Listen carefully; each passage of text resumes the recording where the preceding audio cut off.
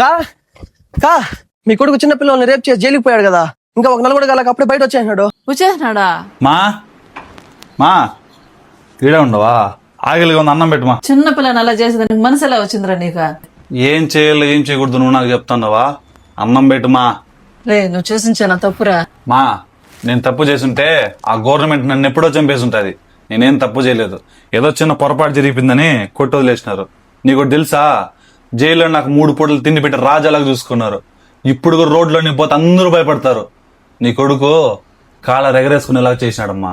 నువ్వు ఇదే పని వేరే దేశంలో కానీ చేస్తుంటే నువ్వు కుక్కని చంపినట్టు చంపేస్తుంటారా. ఈ దేశంలో చేసినావు కాబట్టి నువ్వు బతికిపోయినావు.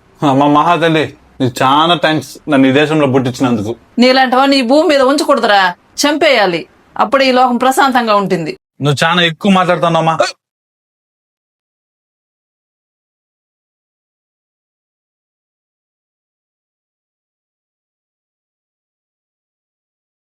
నీలాంటి వాళ్ళ వల్లనేరా ఆడపిల్లలు రోడ్డు మీదకి రావాలంటే నేను భయపడతా ఉన్నారు. నీలాంటి వాళ్ళు దొరికినట్టుగా చంపేస్తే నీలాంటి వాళ్ళు ఈ లోకంలో తయారవకుండా ఉంటారా. నువ్వు గవర్నమెంట్ దగ్గర నుంచి తప్పించుకోవచ్చు కానీ నా దగ్గర నుంచి తప్పించుకోలేవురా.